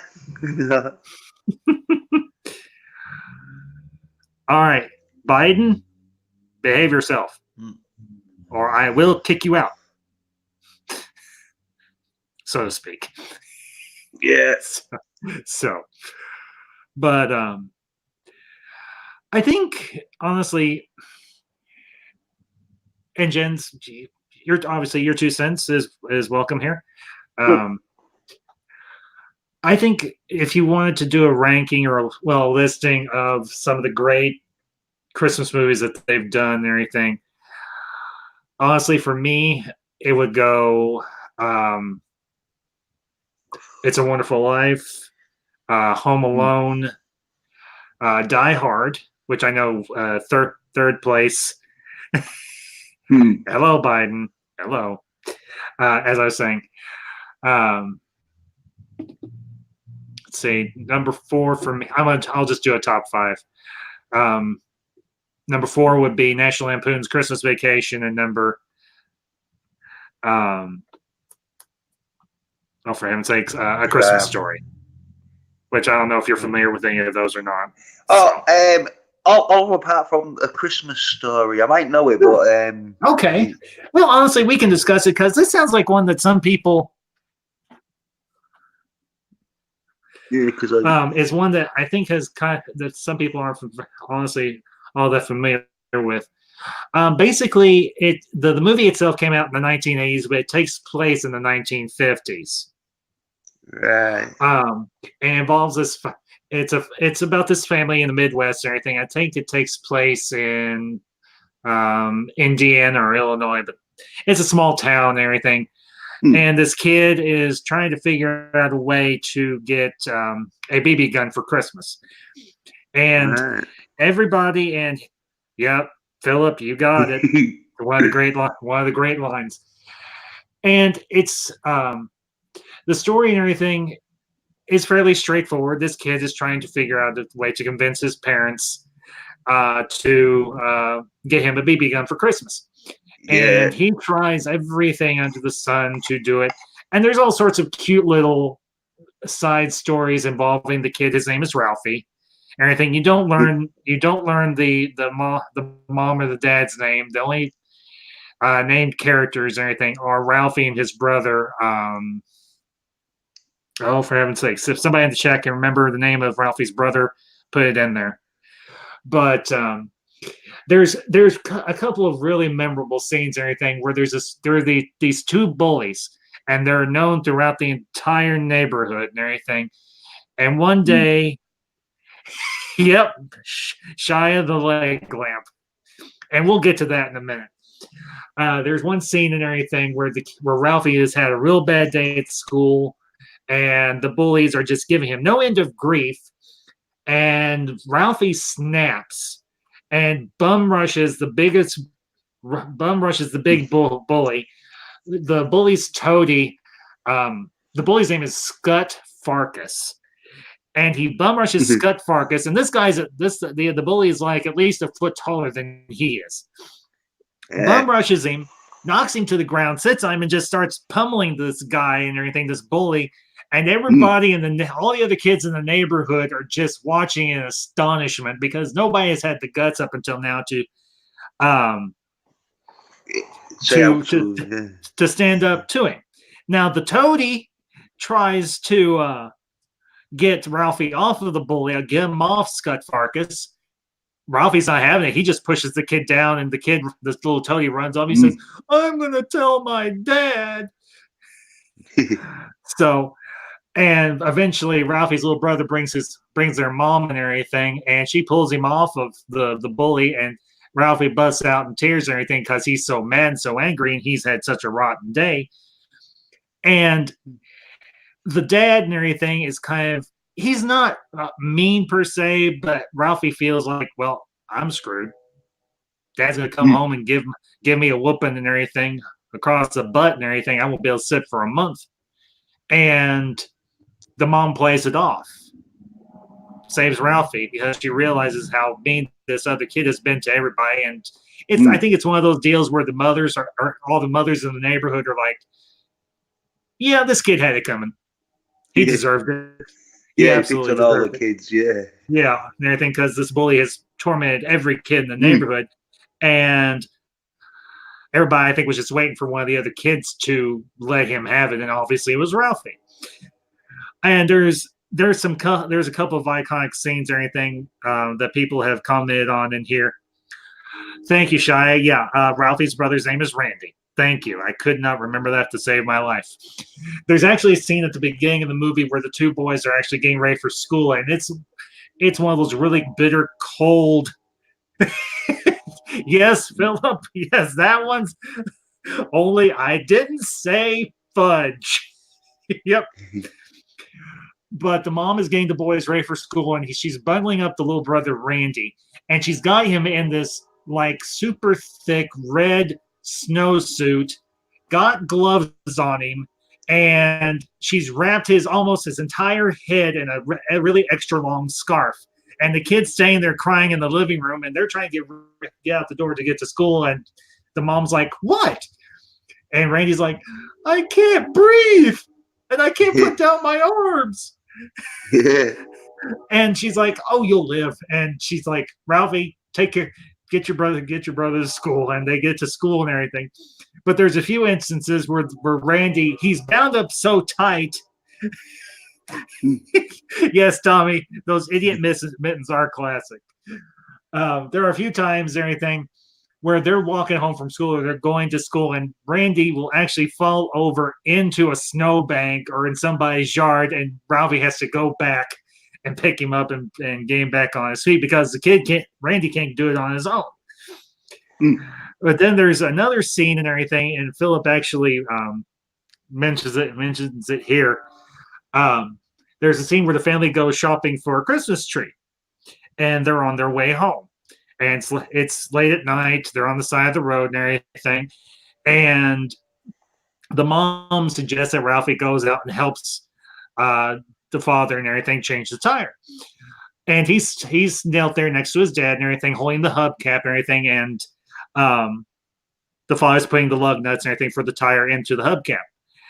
And somewhere along the way, the hubcap gets knocked out of Ralphie's hands, and the lug nuts go everywhere. Now, you can guess anything that they are found eventually, but Ralphie, and you have the slow close up or zoom in shot on Ralphie where he says fudge, except you can figure out what he says, and it's not fudge. And what ends up happening as a result is the dad tells Ralphie to get back in the car and wait for him to finish. The dad gets in the front seat of the car. He's like, "Do you know what your son said?" And she's like, "No, what?" And he leans over, whispers it in the mom's ear, and she's like, "Ah!"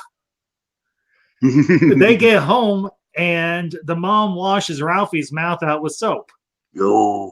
Yeah.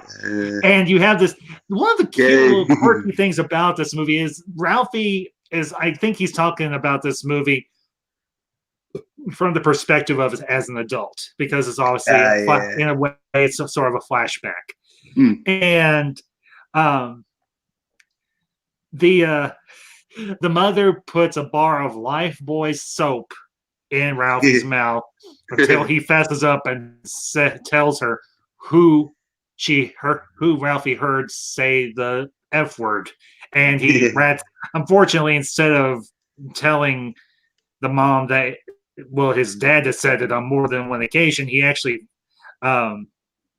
tells her that it's one of his friends. The mom goes and calls the mother of the friend, because obviously all the mothers talk together, and says, "Do you know what your son has has said around my son?" And the mom's like, "No, what?" And the mom whispers it into the microphone of the telephone, and you hear on the other end the mother go, "What?" It's kind of like with the Charlie Brown specials and everything, where all the adults sound like a trombone or something. And you hear the phone off the mic or out of the other mother's hand, and she's giving the other kid a whooping, and the kid's like, "What did I do? I don't know what I did. Stop, Mom." But yeah, what ends up happening is it's Christmas morning, and this is where the movie ends. See if he gets his BB gun. He gets his Red Ryder BB gun, and the father actually goes out somewhere along the way. He goes out and he buys it, has it wrapped up, and has it behind the desk there in the living room of their house. And the mom's like, "I still don't know about this. It's such a bad idea." And Jens, if you ever get a chance, if you can find it on digital, or if you can find it in a store, it's relatively cheap. You can pick up a copy of it on Blu-ray or DVD for like stories. We'll get to that. We actually talked about that earlier, but absolutely. We'll talk about that here in a few minutes. But if you get a chance, Jens, and everything, and this goes for everybody in the chat too, if you've not seen Christmas Story or you haven't watched it in a long time, Tommy, I mentioned that. Don't forget to say she said, you know where you heard that from, and she says the father, and definitely that honestly, A Christmas Story is a quintessential Christmas classic.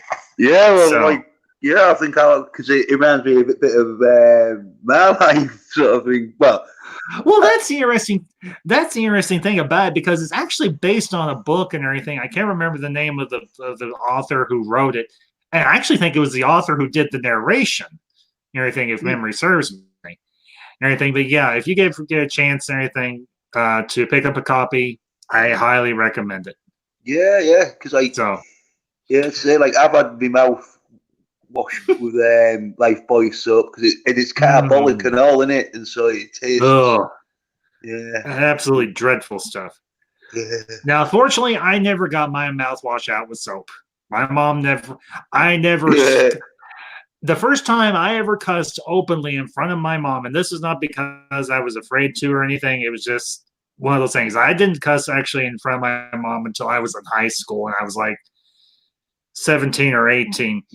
And though I did that, and then I got a hairbrush thrown, and it was a wooden hairbrush, and it was quite a big wooden hairbrush. It had a heavy one.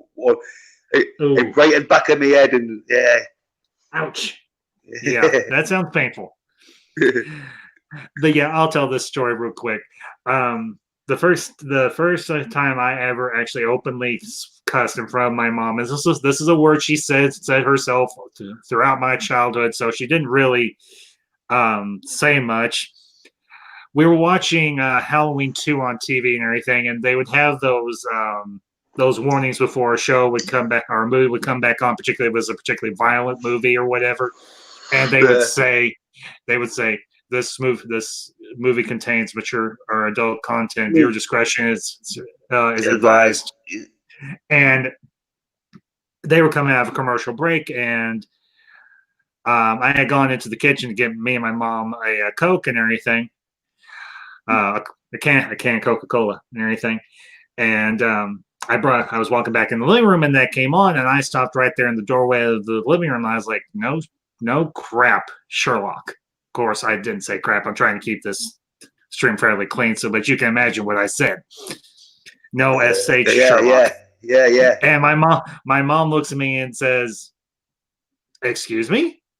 I'm like, "Did I say that out loud?" And she's like, "Yeah, you did." I was like, "I'm sorry." She's like, "Hey, Fred, okay. Yeah, shy and everything. The fragile, it's actually fragile. Frozen up tab. Okay, Joe, I have no idea what that means, but okay. Okay, Philip said. I would say that frozen tab, if it's the comment section on YouTube, sometimes it's best to just quit out and then just or just refresh. Joe, if you get this, just try and refresh the tab. So, but yeah, there's one part in A Christmas Story and everything where the father wins some sort of major award or whatever because he completes some sort of crossword puzzle contest or whatever, and he gets a telegram and everything through Western Union and everything because back in those days, such telegrams were still sent, and it's a huge shipping box with all sorts of packing material in it. But it turns out the major award is a leg in the shape of a woman's leg with a high heel shoe and a fishnet stocking on it. And then the lampshade has all sorts of tassels around the bottom.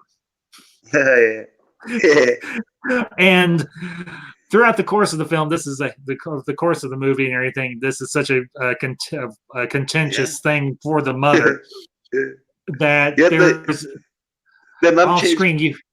I would say the lampshades came a bit of a comeback in the early 2000s, I think. Yeah, a little bit. Yeah, because normal type of lamps or anything have made a comeback. But getting to what Story says, you can't forget about Home Alone. Jens, have you ever seen Home Alone, the first one? Yeah. Not all of it. But I'd say it's not like it was one of them where I've seen it and that, but I didn't pay that much attention to it, because it was it seemed all right, like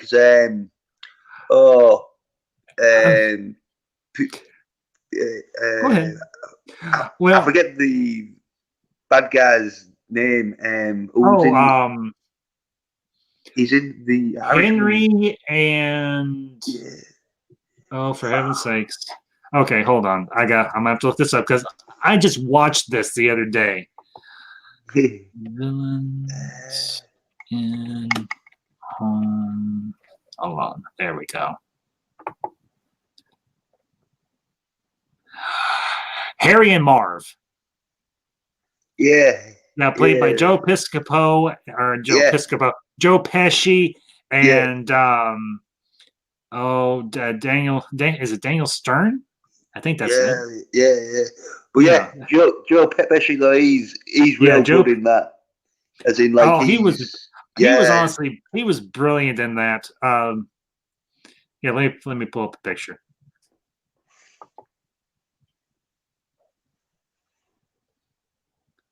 Yeah, Daniel Stern and Joe Pesci. Yeah, let me do a screen share real quick.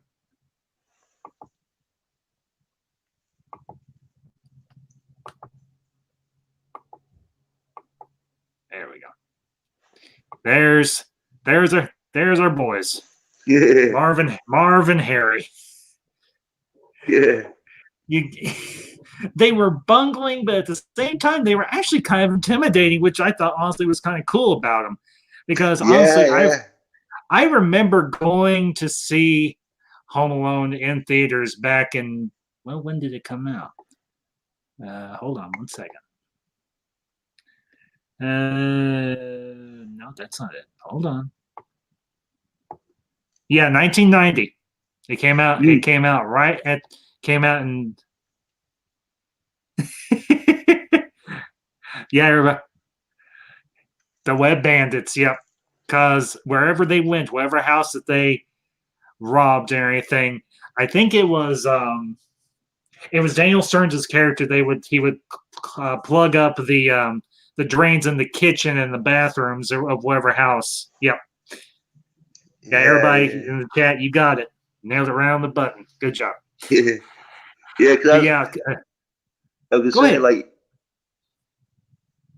I was gonna say, like, I didn't get raised, but like, the funny bit in Home Alone I like is where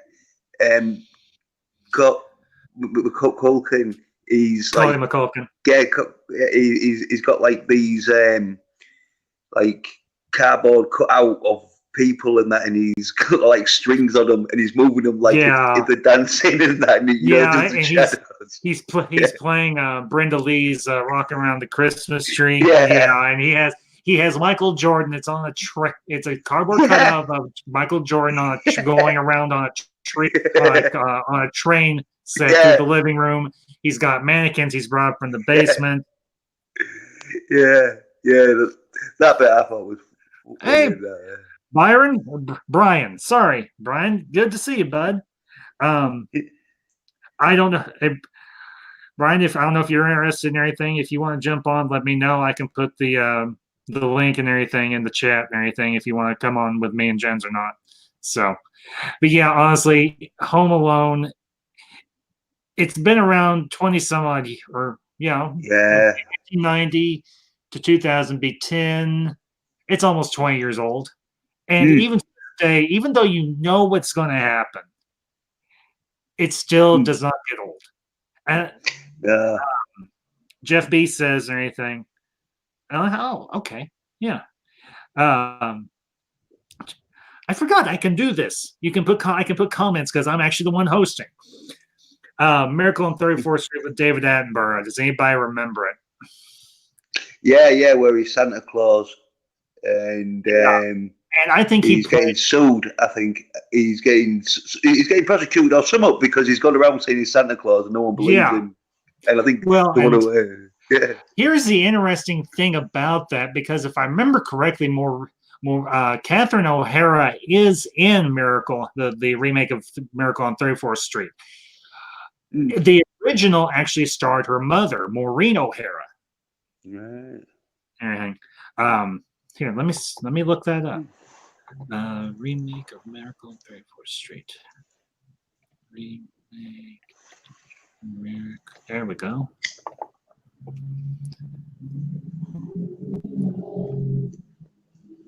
Okay, hold on.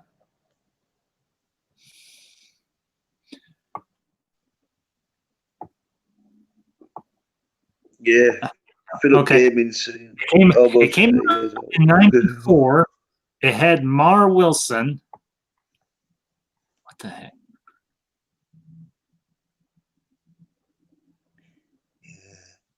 Yeah, talk about. Oh, No, yeah. it's not. Okay, it wasn't Catherine O'Hara. No, it wasn't Catherine O'Hara. It was a woman by the name of Elizabeth Perkins who played the other the executive and everything that Maureen O'Hara played originally. All right. Yeah. Great, Charles. Good to see you. Thank you for being on. Sorry, I'm anything. Good. Yeah. Goodbye, Great Charles. Have a good night. Right. Take it easy. Don't do anything I wouldn't. As the old saying goes, you don't have to go home, but you can't stay here. There we go.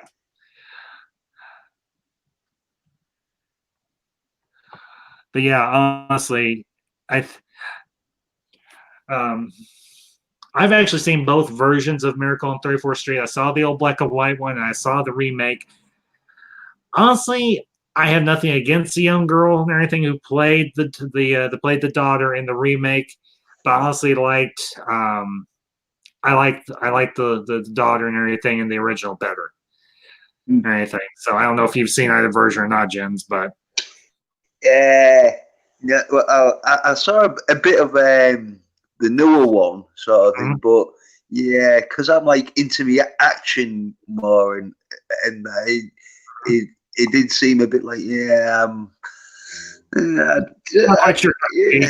I don't mind it, but like because what there's like there was like loads of other films of action films that I want to watch before sort of like Miracle on 34th Street. Even though I've seen the ending though, because it's spoiler alert, he turns out to be Santa Claus, isn't it? Yeah, obviously, because I think most everybody knows everything. That either whether it's Richard Attenborough or it's the other gentleman or anything that played Santa Claus, played Saint Nicholas in the original and everything. It turns out that he actually is Santa Claus. Yeah. And that's not necessarily a bad segue and everything, because this is one that's a little more, it's a little more modern, well, obviously somewhat newer, and that's the Santa Claus with Tim Allen. Yeah, so, yeah. I don't know if that's one you're familiar with. Yeah. I've seen loads of it, but I like seen enough to like he gets transformed into Santa Claus, and he has to like and I might have seen a bit because but I don't know if it was the first one or the second one where his brother Jack Frost comes, but I can't remember if that's the first or the second one. But I don't know if I've seen it. But yeah, I know what films you mean. Oh yeah, pretty good though, because Tim Allen does some good comedies in that. Because like there's like it's a bit off the Christmassy sort of thing, but there's the Road Hogs and is it Galaxy Quest. Galaxy Quest, yeah. Yeah, that one actually just celebrated its 20th anniversary and everything, because it came out in 2000. I think it came out in 99 or 2000, somewhere along there, and it just celebrated its. Well, actually, no, it came out in 99. Well, yeah, 20 years. Thanks, Shy and everything. She says the first one was 1947. Nollywood was the little girl. Yeah. And Maureen O'Hara played the mom. And everything. I think that's why and everything, because Natalie Wood and everything, she grew up to be a very, very good actress and everything. A lot of those actresses and actors back in the day and everything, they went on to do good stuff. So. Yeah. And Irish saying like it was Jack Frost was in number 3. Yeah, it was Jack Frost was in the third one. Yeah, and you actually had in the second one and everything. You had some of the other, I guess you could call it mythical characters or whatever. You had like the Tooth Fairy, and you had like the Easter Bunny, and they actually did one not too long ago. It was called Rise of the Guardians, and it was an interesting concept and everything. They had all the icon seasonal characters or anything that were like a superhero team. It was Santa Claus, Jack Frost, and anything, but Jack Frost was a young kid and he didn't realize who he actually was. The Easter Bunny, the Tooth Fairy, and there was another one. If anybody in the chat remembers the one I'm talking about, pop it up and everything if you remember all the characters. Because I remember in particular, Hugh Jackman did the voice of the Easter Bunny because the Easter Bunny was actually, I think he had an Australian accent, if I remember. Because he actually used like a boomerang or something as his main weapon or whatever. Yeah. Irish or anything, she says the Sandman. Yeah, the Sandman was a character in that movie. So, yeah, that's the one. Ooh, oh boy. So, Brian, go ahead. I was saying, say like my top 5 Christmas films. I'd say, like I agree with you with the first one. You can't beat that sort of like second chance of Christmas, isn't it? 'Cause that's what it's all about. And second one's got to be Die Hard. Then I'd have to go with Lampoon's Christmas Vacation and I can't think of sort of it, but there was one film, like it's not a Christmassy film, but I watched it on Christmas one time. The Man Who Could Be King, is like bit of a sense. So it wasn't a Christmassy film, but it was on Christmas one time. But yes, I can't really think of like other like Christmassy film sort of thing, like in my brain, because I read them all the time. Because well, Bad Santa's, and I'll say Bad Santa 1 and 2, And Irish, you came in in the clinch. Thank you. Yeah, Santa Claus was voiced by Alec Baldwin, Jack Frost by Chris Pine, Easter Bunny Hugh Jackman, Jude Law did pitch the Boogeyman. Yeah. So anyway. Well, we are just shy. Yeah. Can't forget Elf. Will Ferrell, God love him. You gotta love him. Oh yeah, I think that's what like set his career got going in that film. Wasn't it? It was like a great got his name. Well, that and then the stuff he had been doing on Saturday Night Live and everything, that was what really got his career going and what really launched him big time. Yeah. But like, I think Elf was his like worldwide, because that was his first big movie role that he did and everything way back when. So, but yeah, thank you, Shia. Appreciate it. I hadn't necessarily forgotten about it. It just hadn't gotten around to it yet. So, but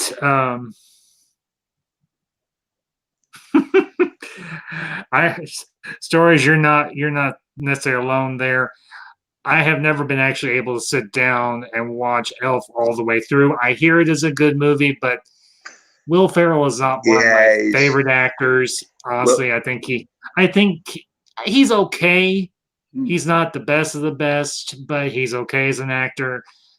and everything, but I just never got into the stuff he did and everything. So yeah, I think especially with Elf is a bit like with Rick Mail and Drop Dead Fred. It's one of them characters where he'll rather make you laugh or he'll irritate you. And yeah, Will Ferrell, he really like goes like pretty daft humor sort of thing, and so yeah. Yeah. So, well, we are just a hair over 2 hours, Jens. I think I'm going to wrap this up. Yeah. Everything. I appreciate you coming on. I appreciate everybody else coming on. So, yeah, thanks for having us. Anyway, Jens, do you want to do a quick plug for your channel and everything? I know everybody else does. Anything? Yeah. Well, like, I'll leave a comment in the chat in for the post. Okay, yeah, that's fine too. And so, because like, I've got like the Blue Tack Baby Yoda, which you saw, and that. And, yeah. I saw that last night. Yeah. I was hoping for it to go viral, but yeah, no, and like, I think she'll hear me algorithm. Yeah. Okay. Right. Cheers. Right. Good night, Jens. Thank you for coming on, man. Yeah. Cheers. Bye. Cheers. Merry Christmas. So, well, everybody, as I said, hold on.